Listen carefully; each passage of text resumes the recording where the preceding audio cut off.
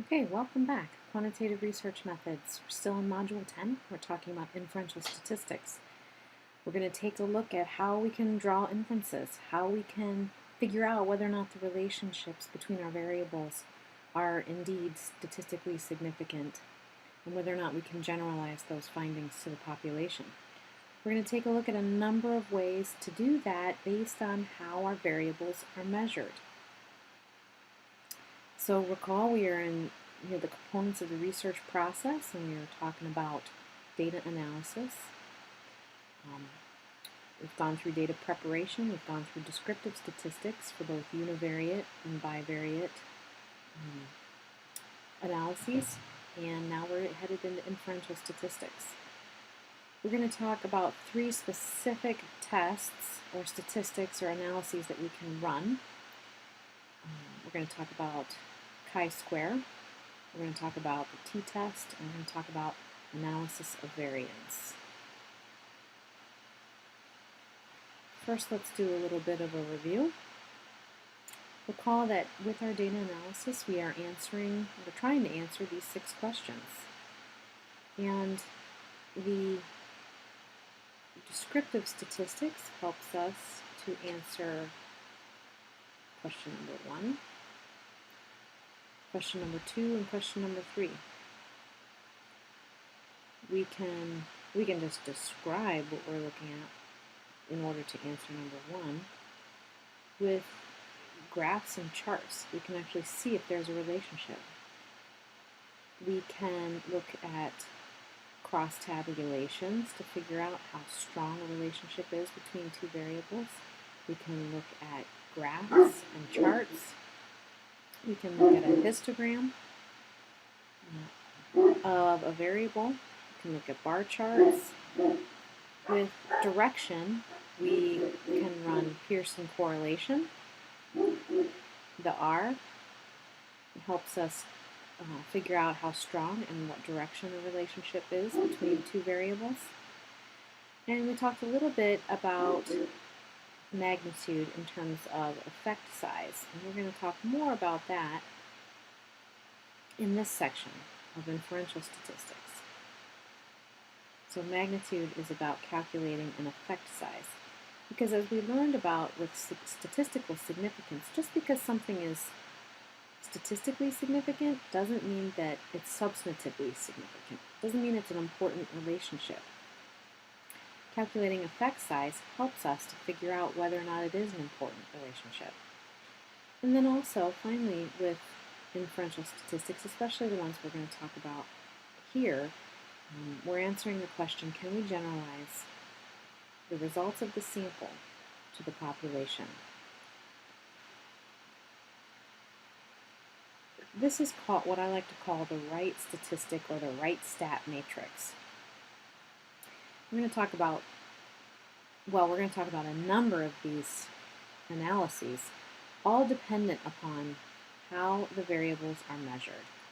So I have the independent, in the matrix, I have the independent variable up here in the columns, and the dependent variable here in the rows of the matrix. So depending on how these variables are measured, that tells you what statistic that you can use. So this is kind of like your cheat sheet. These statistics are all helping us to measure strength, direction, statistical significance, and effect size, or magnitude. For effect size, I'm just going to abbreviate that ES for now. So when our independent variables are categorical, these are the categorical, nominal or ordinal, and your dependent variable is measured categorical or interval ratio, which is a quantitative or numerical, or in SPSS they call it scale. These are the appropriate statistics in order to test for statistical differences among your variables. This is a test to test differences between categories of two variables. Phi, that's chi-squared, and this is a large Greek chi squared. Phi is the effect size, how you measure the effect size for chi-square. We're going to talk about this statistic next, and what it's actually doing. When your dependent variable is measured as a scale, we use either a t-test or an ANOVA, which is actually an f-test. Cohen's d is an effect size statistic. And then down here, this Greek letter is eta. Eta and eta squared help measure effect size for the ANOVA. So phi goes with chi-square, Cohen's d goes with the t-test, and eta goes with the ANOVA, or the f-test. When your independent variable is measured numerically, or on a scale, interval ratio, and your dependent variable is measured interval ratio or scale, then these are the appropriate statistics. Pearson's R is the correlation. R squared is the effect size that goes with Pearson's R. R squared can also go with linear regression if you're just looking at regression between two variables. If you're looking at multiple variable regression, multivariate regression, adjusted R squared is the effect size, because it takes into account all the independent variables that you have in your model. So R squared and adjusted R squared are about effect size. So we're going to leave our regression for module 13, and we're not going to talk quite yet about correlations again. We've talked about them a little bit. We're going to talk about them again in module 12. Right now we're going to talk about these variables, or excuse me, these statistics: chi-squared, t-test, ANOVA, f-test. So starting in the upper left-hand corner, let's just start with chi-square.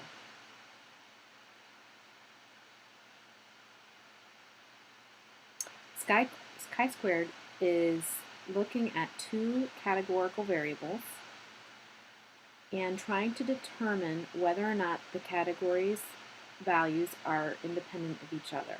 So whether there are significant differences or not among the categories of the two variables. It does that by looking at or comparing observed frequencies. So it starts with a cross tabulation between the two variables, looking at the observed frequencies, and it compares those to what you might expect to find. So let me tell you what I mean by that. In a cross tabulation, I'll get a little bit more technical here, but so in a cross tabulation, essentially this is a 2x2 matrix, and with chi-square you can have more than two categories of a variable. Here's the independent variable, and it has two categories, and here's the dependent variable.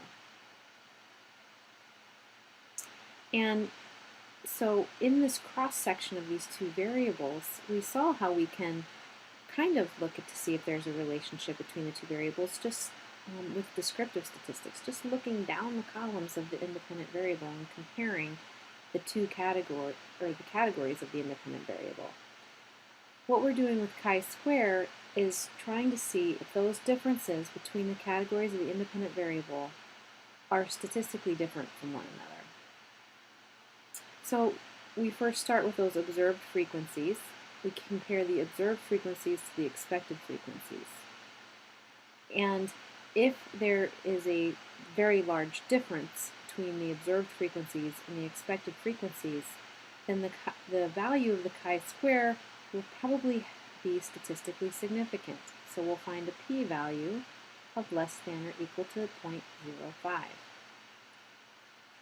This 2x2 matrix is sometimes called a contingency table, because what we're trying to find out is to see if one variable is contingent upon the other. So we're testing for the independence of the two variables. It's actually an easy statistic, chi-squared, to compute by hand. But you don't have to, because SPSS will do it for you. But if you wanted to know how to do it, let's look to see how we might be able to do that. The steps for chi-square are, once you have the observed values, so you have a cross-tabulation of information, the software will compute the expected values for each cell, and then it'll compute the chi-squared statistic. This ends this part of the module's presentation. Please move on to review the next part